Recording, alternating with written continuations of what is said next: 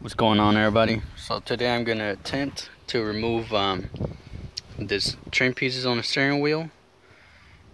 And first thing I did, I unhooked the negative from the battery, and then I came to the driver's side fuse panel to get the airbag fuse, and I think it's number 25, and if I'm not mistaken it's the fourth one from the third row. You'll see it on your paper thing, but it's the third row from bottom up, and it's the fourth one from here back.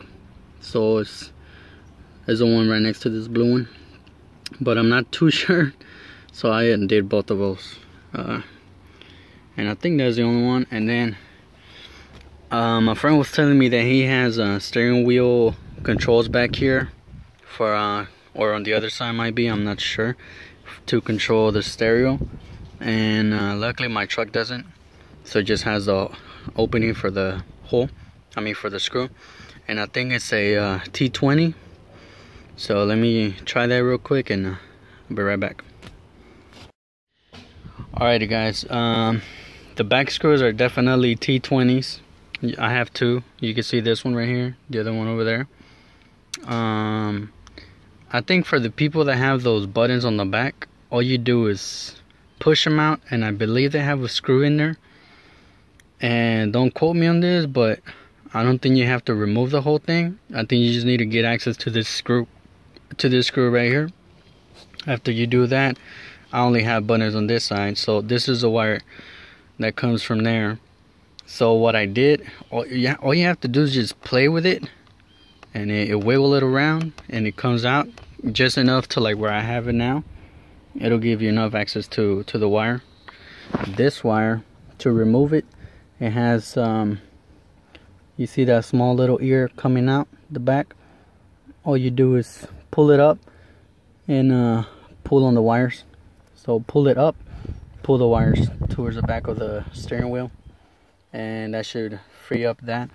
So let me just continue wiggling this thing around, and it should come out. I think it's just being held on by the pressure of the airbag, but let me just keep doing it and see what happens. Hopefully, since all the power is out, the airbag won't explode on my face. So I'll be right back. Alright, so I managed to take the right side out, and I figured it out. Pretty much start with the top, pull the wire out, right? Then you're gonna be able to, it's gonna have a little more wiggle. So next thing you want to do is pry it out from the bottom, because look at this, this little tab goes in the steering wheel, so you need to pull that out first. And then after you do that, you're gonna be able to just pull it out the way. I was pulling on on this part of the airbag, and everything went out fine. So I'm gonna do the same with this side. I'm gonna pry this out and take them out, and after that it's just held on by 3 more torques, and you should be able to remove this piece. And it's only these pieces, so same, just the remote part, and the rest is your trim. So I'm gonna do that, I'll be right back and prep them for paint. Alright, so I got my handy tool right here. I just put it in there, I pried it out, and I think, yep, came out. So I should just be able to pull this out. It has a very long piece that goes into the steering wheel, but I think you should just be able to pull it out. Yep, there it goes, came out. Just gonna undo those 3 torques. This needs to be smaller, probably nah, I don't know, let me check. Alright, so those screws are T10s, and you should be able to take them out and paint them, or do whatever you're gonna do with them. So time to paint them. Alright, so I sanded them down a little bit with a 400 grit, and I'm about to spray them. And you already know I use Rust-Oleum primer, and then I use that paint primer, gloss white. And then I'm gonna hit it with the clear gloss. Probably 2 coats of each should do it. So I'll be right back once they're back on the truck. Alright guys, to put them back in, it's a lot tougher than taking them out. So what I did is I put the top side first. I stuck it in there because it's pretty big.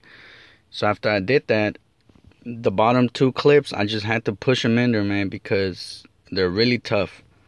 And then after that, I'm gonna put this little thing that goes into the steering wheel, and that should pretty much be it. I just don't want to touch it too much because I painted it last night, but it's still kind of soft. So I'm trying to be as careful as possible. So if you can wait a couple days before putting them back on, that would be best once the paint is completely dry, so you won't leave any fingerprints on there. So I'm gonna try to do this, and I'll be right back once I have it all done.